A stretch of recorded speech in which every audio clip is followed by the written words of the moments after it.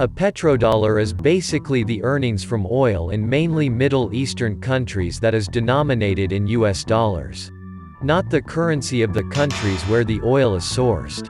All countries that export oil must pay in US dollars.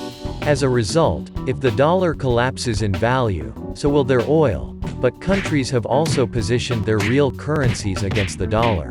This involves fixing their money to the dollar. Consequently, if the dollar goes up and down, so will their currency. If the value of the dollar drops, so do the country's goods and services.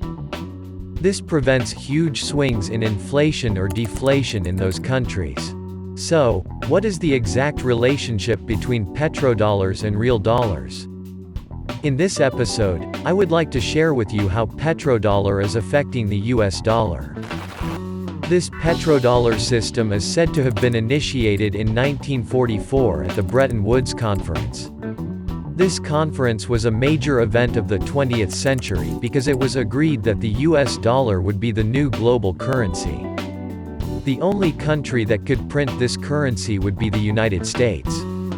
This was when the World Bank and the International Monetary Fund were established.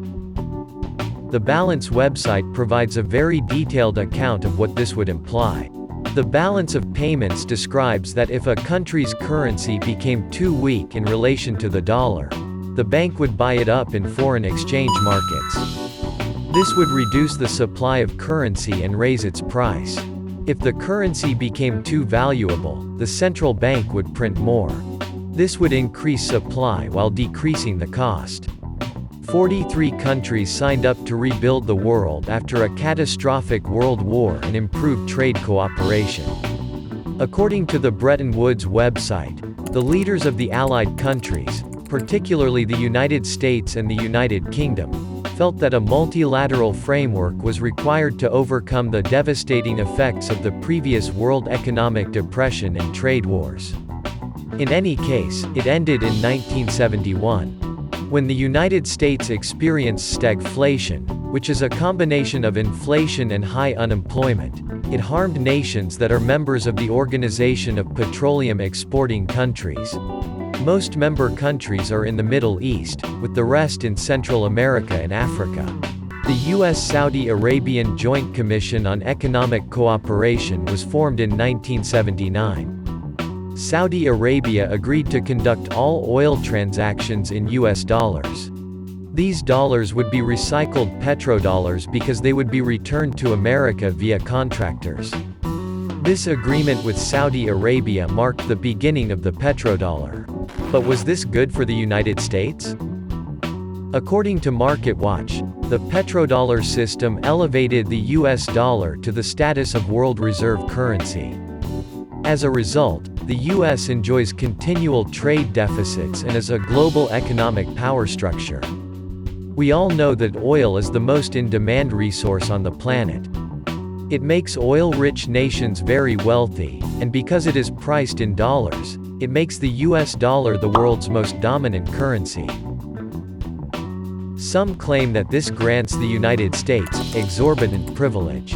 According to MarketWatch, the United States can endlessly finance its budget deficit by issuing dollar-denominated assets at very low interest rates while also achieving global economic hegemony. The United States can simply print its own money, which is beneficial for the country because it can use that money to pay off its enormous debt. Imagine you were broke but could borrow money and then go to the money tree in the garden to pay it off. Many critics of this system have stated that the amount of debt, deceit, corruption, and fraud in the economic markets, financial system, and energy industry is out of control. Another advantage for the United States is that it can simply buy its oil with its products. This could indicate large construction contracts, high-cost military plants, or technologically advanced tanks. Bloomberg is reporting as we write this that the dollar's position as a reserve currency could be coming to an end and that the days of exorbitant privilege are quickly coming to an end.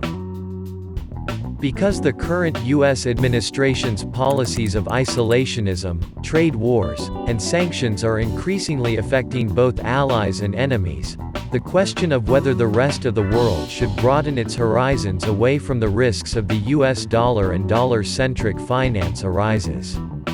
According to Reuters, the power of the petrodollar was already booming in 2017.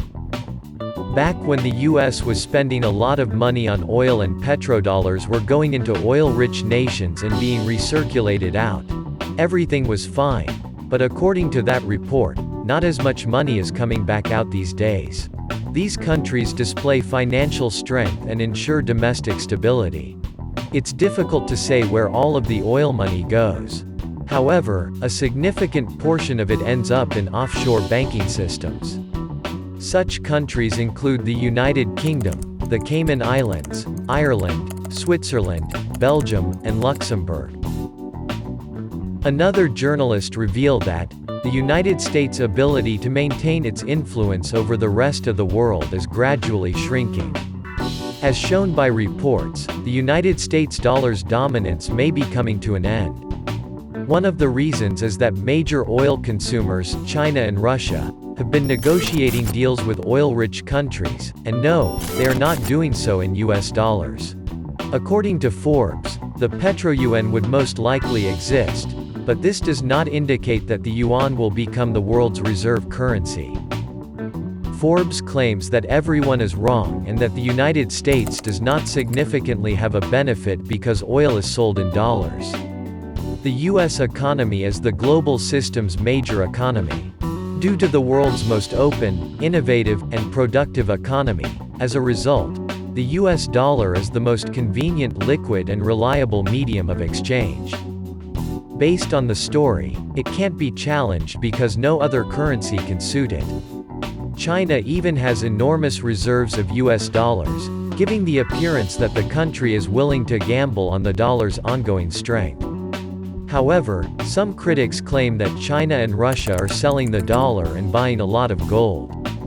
Based on these criticisms, those countries believe the dollar is about to rise. We will continue more interesting topic about petrodollar in upcoming video.